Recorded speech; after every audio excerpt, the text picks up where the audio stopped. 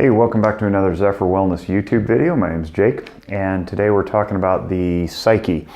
Psyche comes from Greek, and there was a Greek goddess named Psyche who is said to be the goddess of the human soul. So, loosely translated from Greek, we've got Psyche equals soul. Carl Jung is the guy whose model I'm going to teach to you today. And now, Jung died in 1961, but his work lives on long after his death. This is a conceptualization of how people might interpret the way that their psyche works. Now, so we've got this definition of psyche meaning soul, but these days we really loosely translate that to mean mind or spirit. So psyche, mind, soul, for our purposes today, they're all interchangeable. Now, they're not, and we could have a pretty hair-splitting discussion about the differences among the three. But for today, I'm just going to use them interchangeably. So hopefully I'll rip through this brief overview in just a few minutes, and then we'll do a second part later to talk about a little bit deeper stuff. So what Jung described the soul as is a circle, and he used Plato's version of that because Plato envisioned the psyche as a circle because it's never ending and never beginning. Now, with apologies and thanks to my colleague and good friend, Dr. Christian Conti, I'm going to use his description. And so from this point forward, none of this stuff's original. It's all stolen. So thanks, Dr. Conti. I appreciate it. If you want to learn more about this, his book, Advanced Techniques for Counseling and Psychotherapy, has a great explanation as well. So with this picture here of this circle, we don't want to confine our understanding of the psyche to this two-dimensional graphic representation. We want to know that it is never ending and never beginning, meaning it goes forever. So how big is your human potential? Forever. And that's the potential for both great and terrible, as I'll explain later. Jung said that the psyche would be divided into a couple of parts. This part up here is consciousness. And consciousness, whoops, not two S's, just one. Consciousness or conscious is simply your awareness, what you're aware of. So I'll ask you to pause for a second and say, hey, give me an example of something that you know of about yourself. Got it? Okay, it could be that you have brown hair, that you're kind to animals, that you love peanut butter. Any of those things are stuff that belongs in your consciousness. You're aware of them. Now, the bigger part of the psyche is represented by unconscious. And you may have heard these terms in other lessons or seminars or books, but unconscious is simply that part you're not aware of. I need to stop talking while I'm writing because I'm spelling things wrong. So the unconscious is down here. Now, we'll do the same exercise. Give me an example of something you're not aware of about yourself. It's an exercise in futility, because if you were aware of it, it wouldn't be unconscious, it would be conscious. So, sorry, it's a bit of a trick question. But the unconscious is so much greater than the conscious part of what we bring to the table every time we get into an interaction. We want to be aware of this.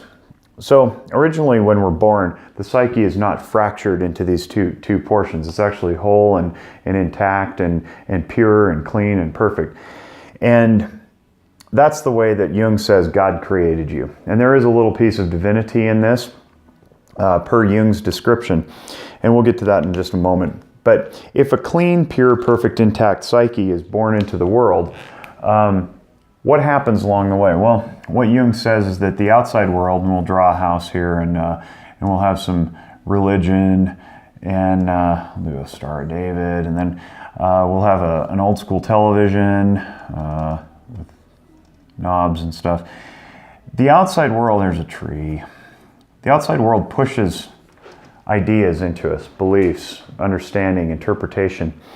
And the outside world is not just comprised of these things. It's got parents and relatives and best friends and teachers and clergy and magazines and television and now social media. And all of this stuff is giving us ideas. It's giving us ways that the world seems to work. Now this stuff just goes into our psyches and we don't bother to question it because we're too young at the time. We're infants, we're toddlers, we're children. We're relying on our voices of authority to provide us food, clothing, and shelter. So we're not gonna We're not going to stop to question what our parents are telling us about who we should hang out with, what television shows we should watch. Get your elbows off the table when you're eating. Look both ways before crossing the street. We just believe them, right? So these are called introjections, and introjections or introjects make up your awareness, your interpretation of the world, which we'll come to know as an ego. Now, ego is just simply the most familiar, most comfortable place that you have in your awareness. It's predictable. Jung had the idea that there was this Carl that the world knew, that he showed people, and then there was like a little inner Carl that only he knew. And he came to call that the true self. Now, the true self is that piece of divinity that is pre-existing when we're born. And what ends up happening is, with all these introjections that come flooding into our psyches, the true self actually kind of gets covered up. It gets a little bit occluded by these ideas and thoughts and beliefs.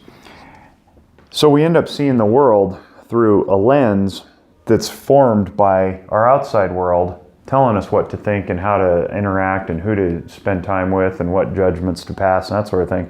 And along the way, it gets so intertwined with the psyche that we were given that we can't tell who we are from what we think after a while, and what we believe.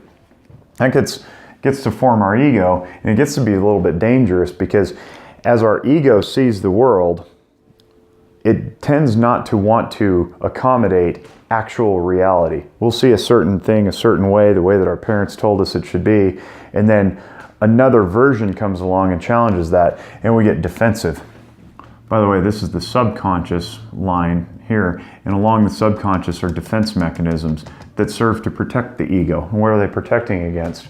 Well, the true self is always knocking. It's saying, hey, look deeper. There's more to you than you realize. Look deeper. And the ego doesn't necessarily want to do that because it has to let go of itself and embrace new stuff.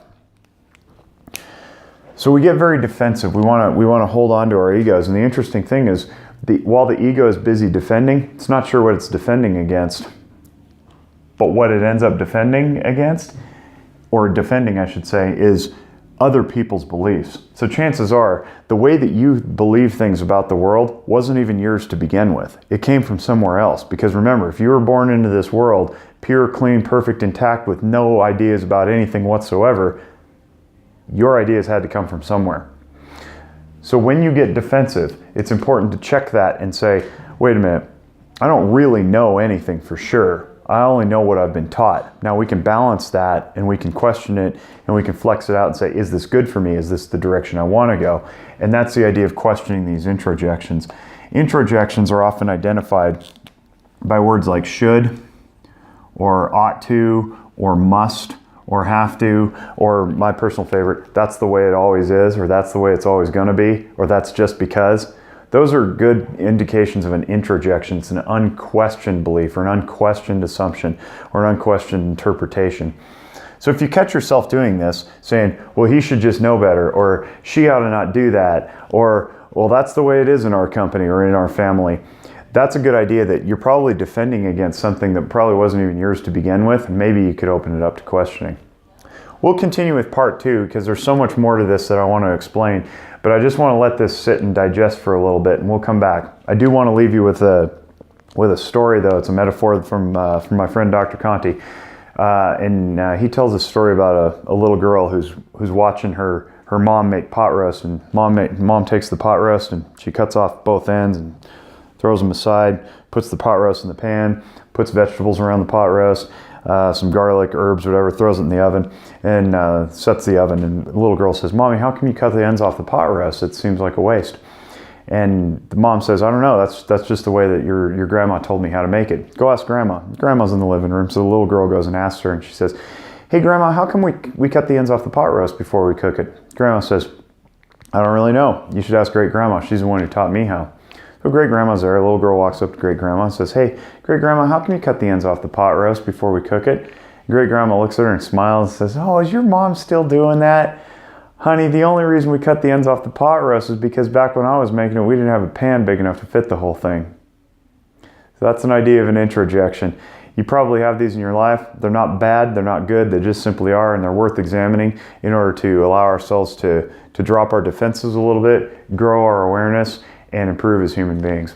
I'll continue with part 2 a little bit later, and for now, just let this absorb. And if you like more of these, or if you like this video and you want to see more, continue watching the YouTube channel, or go to zephyrwellness.org and check out some of the media that we got posted there. Thanks.